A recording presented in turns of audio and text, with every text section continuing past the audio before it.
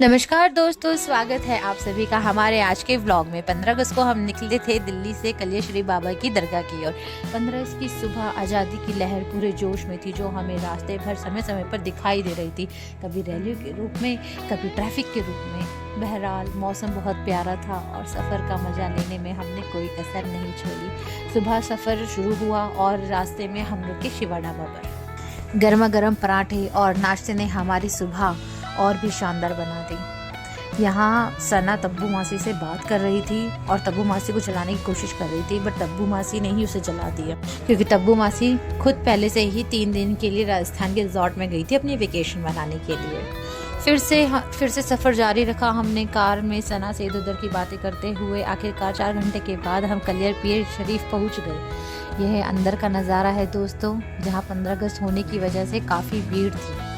15 अगस्त के साथ साथ वहाँ पर एक उर्स का मेला भी लगा हुआ था, जिस वजह से और भी ज़्यादा भीड़ थी, और छुट्टी तो थी ही थी, इसलिए भीड़ होना लाजमी था।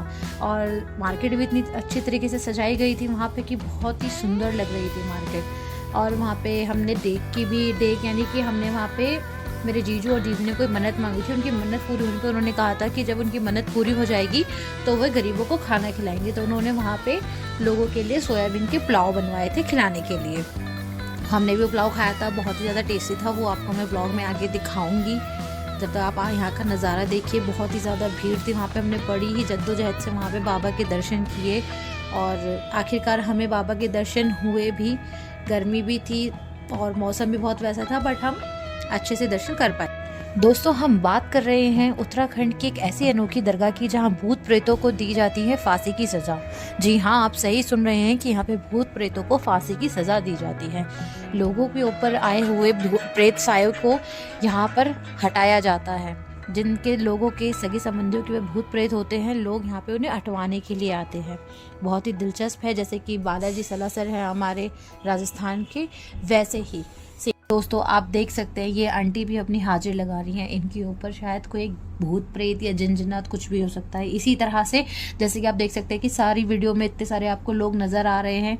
कोई भूत प्रेत की बाधा की वजह से यहाँ पर है, कोई किसी वजह से है, सबकी कोई ना कोई अपनी प्रॉब्लम यहाँ पर है। तो गाइज़, यहाँ पर एक गुल्लड़ का पेड़ है जिसकी मान्यता है कि साबिर पाक बाबा जी उसका फल खाकर अपना जीवन यापन किया, और आज की डेट में उसकी मान्यता है कि लोग अपनी इच्छा पूर्ति के लिए वहाँ पर अपनी चिट्ठी लिख कर जाते हैं। जब उनकी चिट्ठी से इच्छा पूरी हो जाती है तब वो आकर बाबा जी को वापस से शुक्रिया करते हैं और उनके दर्शन करते हैं। मैंने भी गाइज़ यहाँ पे अपनी चिट्ठी लिखी है। जब मेरी इच्छा पूरी हो जाएगी तब मैं आप लोगों से ज़रूर शेयर करूँगी कि मेरी इच्छा क्या थी, और मैं उस टाइम का भी दोबारा से व्लॉग बनाऊँगी जब मैं कलिया श्री बाबा की दरगाह पर वापस जाऊँगी। दोस्तों, जब हम बाबा के दरबार से वापस आए दर्शन करके, तो तब तक हमारा नियाज़ फातिया तैयार हो चुका था। और नियाज़ फातिया तैयार होने के बाद हमने सबसे पहले, जैसा रिचुअल है रीति रिवाज के अनुसार, हमने वह पहला भोग बाबा जी के दरबार में पहुंचाया था। उसके बाद हमने थोड़ा बहुत हमारी फैमिली के लिए उसमें से निकाला था, और जो ज़रूरतमंद थे उनमें सारा नियाज़ फातिया बांट दिया था। ये जो था, ये हमारे जीजू की इच्छा जब पूरी हुई थी तो उन्होंने उस इच्छा को पूर्ण होने के बाद ये करवाया था। तो मैं भी इसी उम्मीद से आई हूँ कि जब मेरी इच्छा पूरी होगी तो मैं भी यहाँ पे नियाज़ फातिया करवाऊँगी। फिर दोस्तों, हम निकल चुके थे इन्हीं मीठी यादों के साथ घर वापसी के लिए, और फिर हमने बीच में स्टॉपेज लिया प्लेजर रेस्टोरेंट का, सना के साथ हंसते खेलते गाना गाते हुए। चलिए आगे देखते हैं। प्लेजर रेस्टोरेंट पहुंचने के बाद हमने वहाँ पे थोड़ा सा फ्रेशनअप किया। मैं पहली बार यहाँ पे गई थी और मैंने वहाँ का जो थीम देखा, वहाँ का थीम देख के, रेस्टोरेंट देख के मेरा दिल एकदम से आ हो गया, क्योंकि वहाँ की जो चीज़ें थी बिल्कुल नेचर को लेकर थी, और वहाँ का जो खाना था वो शुद्ध प्योर देसी घी, दूध, मक्खन के साथ था, क्योंकि वहाँ पे वो खुद अपने गाँव से निकाला हुआ दूध मक्खन बनाते हैं। उन्हीं के दूध से हम सबको खाना वाना खिलाते हैं। और जो वहाँ का थीम था नेचुरली था। वहाँ पे उन्होंने बहुत ही अच्छे से, मतलब कि आर्ट क्राफ्ट कर रखा था। कोई भी एक्स्ट्रा उन्होंने सामान खरीद के नहीं, सब कुछ DIY था।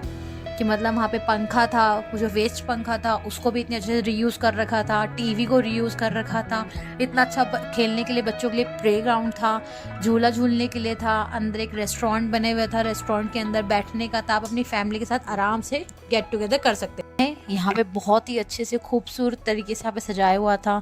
DIY साइकिल भी है, यहाँ पे खाट भी बिछा रखी है लोगों के बैठने के लिए, टेबल है, कुर्सी है। इतना अच्छे से डेकोरेट कर रखा है कि मतलब कोई आके यहाँ पे रेस्ट भी कर सकता है, खा पी सकता है और बहुत ही अच्छे से अपने बच्चों के साथ यहाँ पे एंजॉय कर सकता है, जैसे कि हम अपने सना के साथ प्योर देसी लुक के साथ था। ये मैं आपको रेस्टोरेंट का नज़ारा दिखा रही हूँ अंदर से। बहुत ही अच्छे तरीके से मधुबनी पेंटिंग इस पे कर रखी थी। उसकी जो नक्काशी है ये मधुबनी और मैथिली पेंटिंग को रिप्रेजेंट करती है। आप देख सकते हैं कि बिल्कुल बाय हैंड है, इसमें कुछ भी ऐसा नहीं है कि ये लोगों ने लाए हैं चिपका दिया, ऐसा कुछ भी नहीं है। ये सब कुछ है। कान्हा जी की भी आप पिक्चर देख सकते हैं, हाथी की पिक्चर देख सकते हैं, सब कुछ बाय हैंड है। फिर हमने प्लेजर रेस्टोरेंट में नाश्ता करने के बाद, पकौड़े चाय दबाने के बाद हम अपने घर की ओर निकल गए। जितना ट्रैफिक हमें हाईवे पे नहीं मिला उतना ट्रैफिक हमें दिल्ली पे मिल गया। Support me, share me, like me and subscribe.